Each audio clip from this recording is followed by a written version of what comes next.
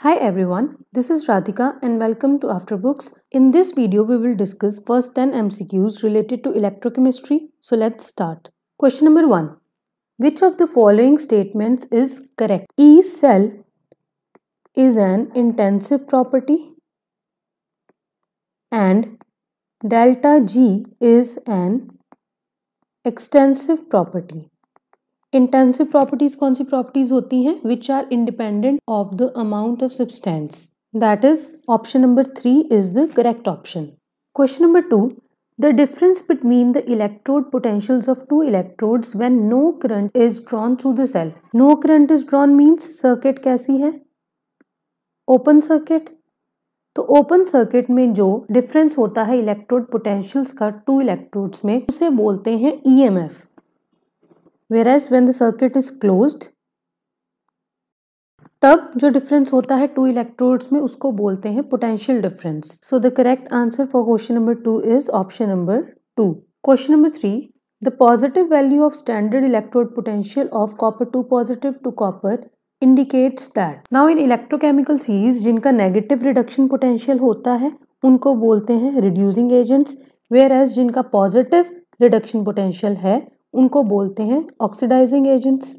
सो positive value का क्या मतलब हुआ कि दिस रिडॉक्स कपल क्या है, एक स्ट्रॉन्गर ऑक्सीडाइजिंग एजेंट है. नाउ इन इलेक्ट्रोकेमिकल सीरीज सबसे ऊपर reducing agents, then hydrogen, then oxidising agents. And we know electrochemical series में जो भी ऊपर लाई करते हैं वो हाइड्रोजन को उसके पोजीशन से डिस्प्लेस कर सकते हैं, वेयर एज जो नीचे लाई करते हैं वो हाइड्रोजन को उसकी पोजीशन से डिस्प्लेस नहीं कर सकते. सो copper can not displace hydrogen from acid. तो इस क्वेश्चन के लिए करेक्ट ऑप्शंस क्या हैं? Option number 2 and option number 4. Question number 4. इसकी मोलर कंडक्टिविटी की वैल्यू किसके इक्वल होगी? गिवन क्या है हमें NH4OH. ये क्या है? एक वीक इलेक्ट्रोलाइट. और एक वीक इलेक्ट्रोलाइट के मोलर कंडक्टेंस की वैल्यू हम कैसे कैलकुलेट कर सकते हैं? Bye strong electrolytes. तो इसकी वैल्यू कैसे कैलकुलेट करेंगे? जिस भी कंपाउंड में NH4 और OH है उन दोनों की वैल्यूज को ऐड कर देंगे और जो भी एक्सेसिव हमें दिख रहा है उसे सब्ट्रैक्ट कर देंगे. That is lambda M NH4OH कैसे निकलेगा? Lambda M NH4Cl plus lambda naught M NaOH.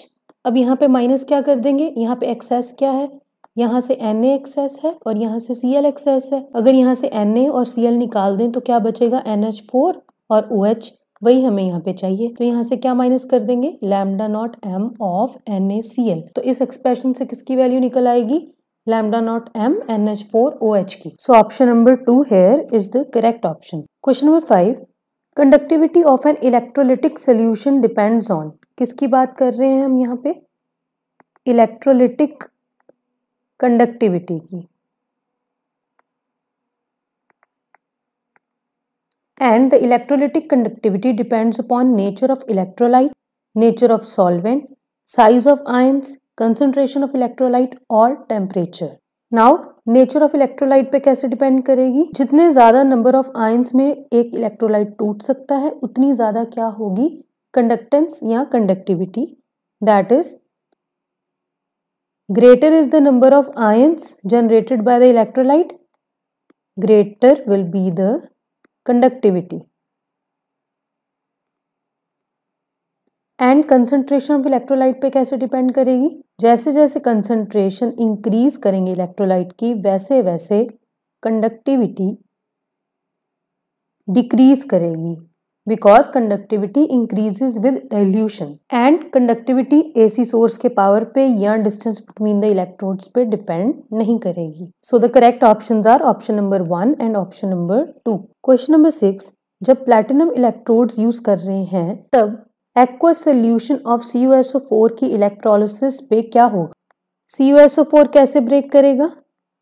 Copper 2 positive and SO4 2 negative ions में.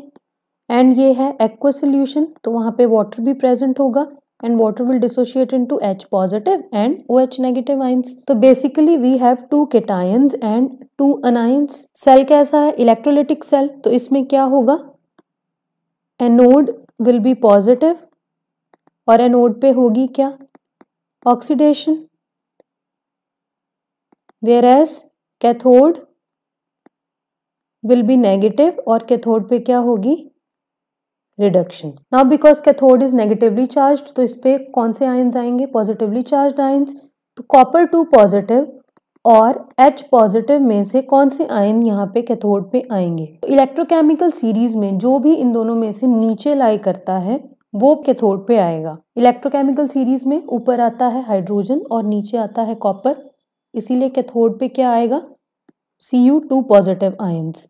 और रिडक्शन करके, reduction is the gain of electrons, तो यहाँ पे ये 2 इलेक्ट्रॉन्स गेन करके कन्वर्ट हो जाएगा इन Cu। Now at anode, because anode is positively charge, तो इस पे आएंगे negative ions.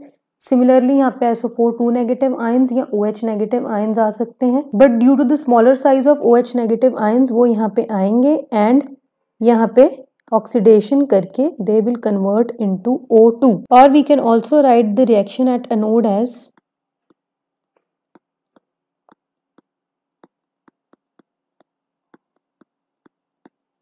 That is cathode पे क्या हो रहा है, कॉपर डिपॉजिट, और एनोड पे क्या हो रहा है, ऑक्सीजन लिबरेट हो रही है। So the correct options are option number 1 and option number 3, that is copper will be deposited at cathode and oxygen will be released at anode.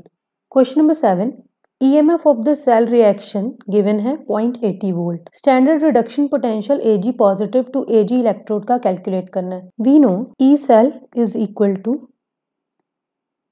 E cathode minus E anode. E cell क्या given है, 0.80 volt. अब हमें ये देखना है कि इनमें से कैथोड कौन सा है और एनोड कौन सा है। Basically in this reaction Ag positive is converting into Ag and H2 is converting to H positive.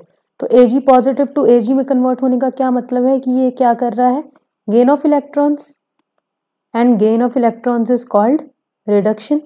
H2 से H पॉजिटिव में जा रहा है, मीन्स क्या किया इसने, loss of electrons, and loss of electrons is known as oxidation. And reduction takes place at cathode whereas oxidation takes place at anode.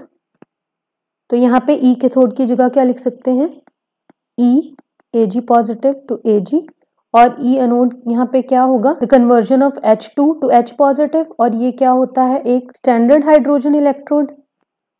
For standard hydrogen electrode, the value of electrode potential is taken as 0. So the value of standard reduction potential of Ag positive to Ag comes out to be 0.80. That is option number 1.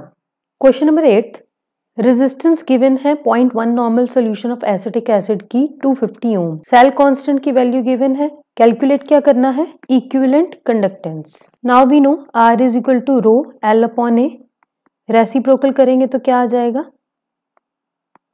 ये आ जाएगा।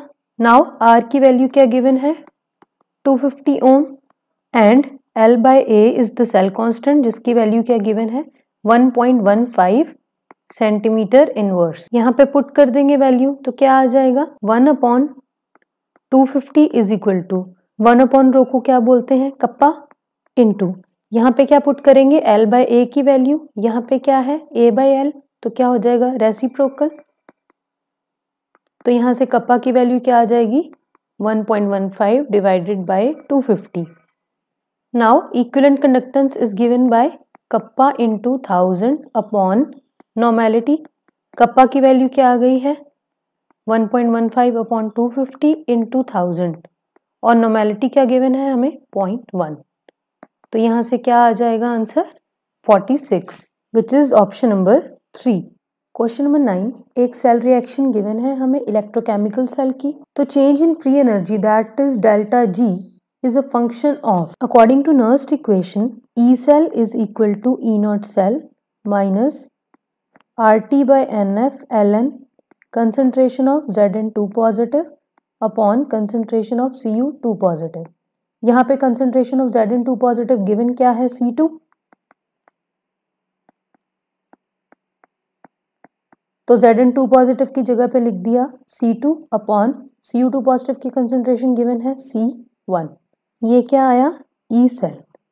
Also we know delta G is equal to minus NF E cell। तो E cell किसका function है, ln C2 bye C1 का, और delta G किसका function है, E सेल का। तो डेल्टा जी किसका फंक्शन हुआ? ln C2 बाय C1 का। That is option number 2। Question number 10, which of the following increases with dilution? जैसे जैसे सोल्यूशन को डाइल्यूट करते जाएंगे कंडक्टेंस क्या होती जाएगी? इंक्रीज, और मोलर कंडक्टेंस भी क्या होती जाएगी? Increase, whereas specific conductance decreases with dilution. So the correct options are option number 1 and option number 3. So this is it for this video. In the next video we will discuss next 10 MCQs based on electrochemistry.